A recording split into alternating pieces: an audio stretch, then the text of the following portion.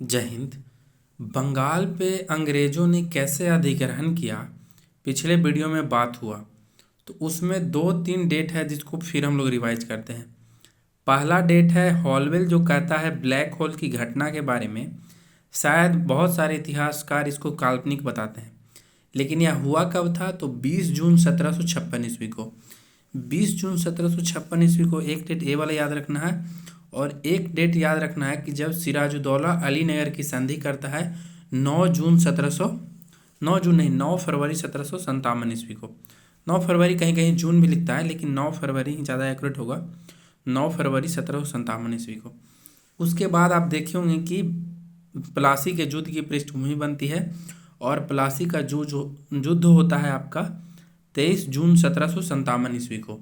उसमें अब नवाब के तरफ से मीर जाफ़र और राय दुर्लभ वगैरह अंग्रेज़ों की तरफ से मिले रहते हैं, और एक तरफ अंग्रेजी सेना रहती है। तो एक तरह से लड़ाई नहीं है, इतिहासकार इसको बोलते हैं कि एक तरह से ये आपका खुला युद्ध नहीं है, एक तरह से विश्वासघात है। ठीक है।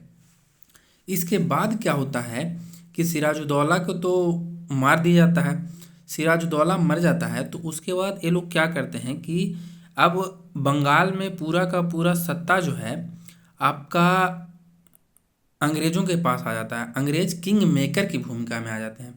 अब जब ये किंग मेकर बन जाते हैं, अब इनके पास पूरे देश में विस्तार के लिए एक मतलब बंगाल जैसा राज्य है जो इतना धनी मनी राज्य है और जिसके पास इतना पैसा है, समझिए।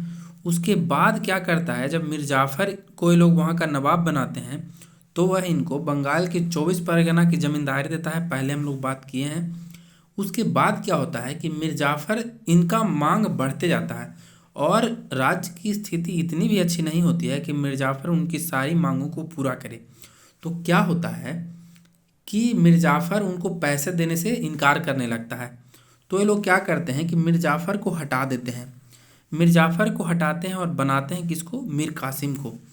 तो मीर कासिम को बंगाल का नवाब बनाते हैं। तो उस घटना को बेंसीटाट, जो गवर्नर जनरल है उस वक़्त का, वह उसको 1760 की क्रांति की संज्ञा देता है, और कहता है कि जब ये सत्ता परिवर्तन हुआ तो अंग्रेज़ों को बहुत सारी चीज़ें और मिल गई।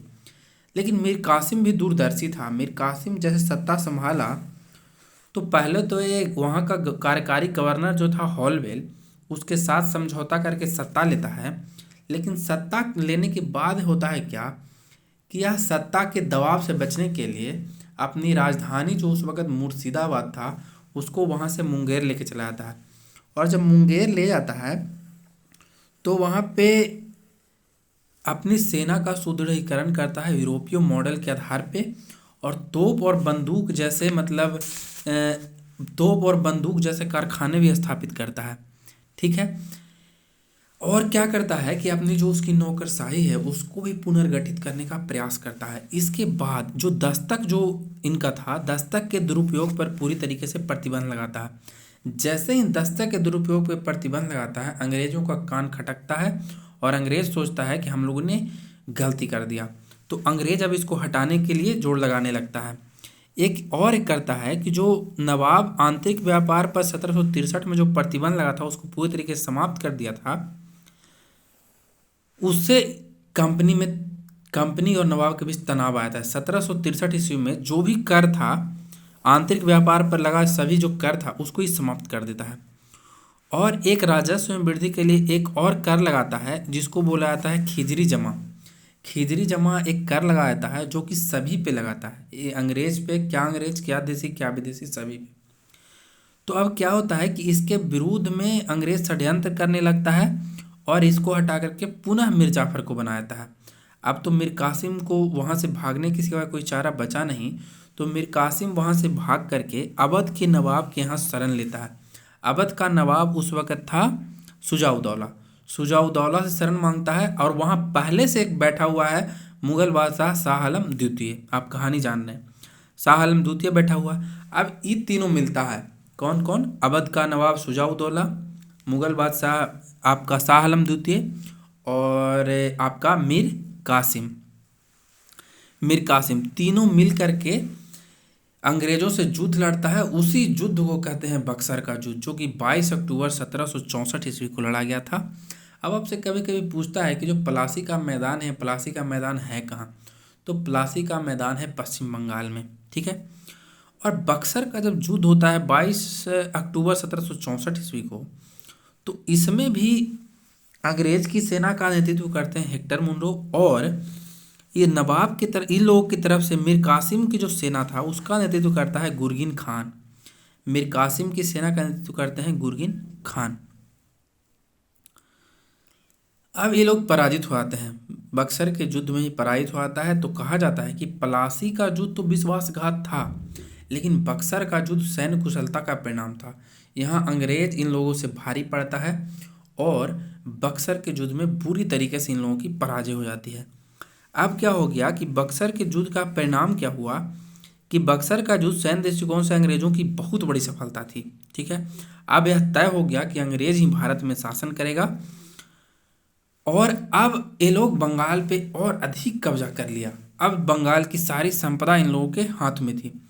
अब जब युद्ध खत्म होता है बक्सर का युद्ध, तो एक संधि होती है, इलाहाबाद की संधि। तो इलाहाबाद की प्रथम संधि होती है 12 अगस्त 1765 ईस्वी को। यह होता है मुगल सम्राट शाह आलम द्वितीय तथा अंग्रेजी गवर्नर क्लाइव के बीच। इसमें क्या होता है, कंपनी को मुगल सम्राट शाह आलम द्वितीय से अस्थायी रूप से बंगाल, बिहार एवं उड़ीसा की दीवानी प्राप्त हो गई। बिहार, बंगाल एवं उड़ीसा की दीवानी लोग प्राप्त कर लेता है। उसके बदले मुगल सम्राट को 26 लाख रुपया पेंशन देता है, ठीक है। और क्या होता है कि अवध के नवाब से कड़ा और इलाहाबाद के क्षेत्र ले लेता है। कड़ा और इलाहाबाद, याद रखिएगा, कड़ा और इलाहाबाद, और उसको ले करके मुगल बादशाह शाह आलम द्वितीय को देता है। दूसरा संधि इलाहाबाद का जो होता है वो 16 अगस्त 1765 ईस्वी को होता है। यह संधि होता है क्लाइव एवं अवध के नवाब शुजाउद्दौला के बीच। पहला संधि होता है मुगल बादशाह से, दूसरा संधि होता है अवध के नवाब शुजाउद्दौला से। तो आपको बताए थे कि इलाहाबाद और कड़ा का क्षेत्र इसको देना पड़ता है मुगल बादशाह को। और क्या होता है कि यह नवाब को अब कंपनी को 50 लाख रुपया देने की बात होती है, और कहा जाता है कि आपकी हम लोग सुरक्षा करेंगे, तो आप हमारे साथ एक सेना आप हमारा एक सेना अपने पास रखिए। एक्चुअल में चाहता था अंग्रेज कि अवध पे हम लोग अपना कंट्रोल रखें अपनी सेना के माध्यम से। तो एक सहायक संधि का पहला जो आपको मिलेगा वह यहीं पे मिल जाएगा 1765 ईस्वी में ही, ठीक है। 1765 ईस्वी में मिल जाएगा, क्योंकि यहाँ भी क्या होता है कि अपने खर्च पे अवध को अंग्रेजी सेना रखनी पड़ती है।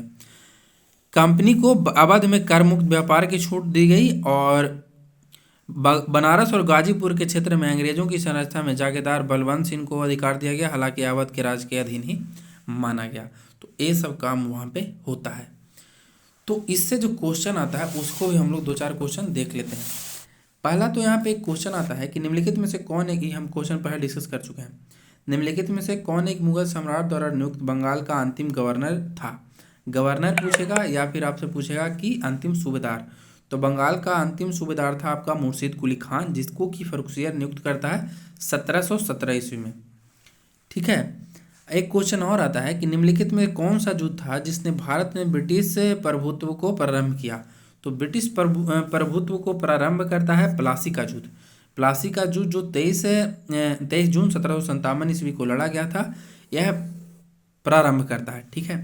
एक क्वेश्चन और पूछता है कि भारतवर्ष में ब्रिटिश साम्राज्य का संस्थापक कौन था? तो इसमें ऑप्शन आपको हेस्टिंग्स, एमहर्स्ट, क्लाइव, बेंटिक सब आएगा, लेकिन आपको टिक करना है रॉबर्ट क्लाइव ही, क्योंकि आप प्लासी और बक्सर देख चुके हैं।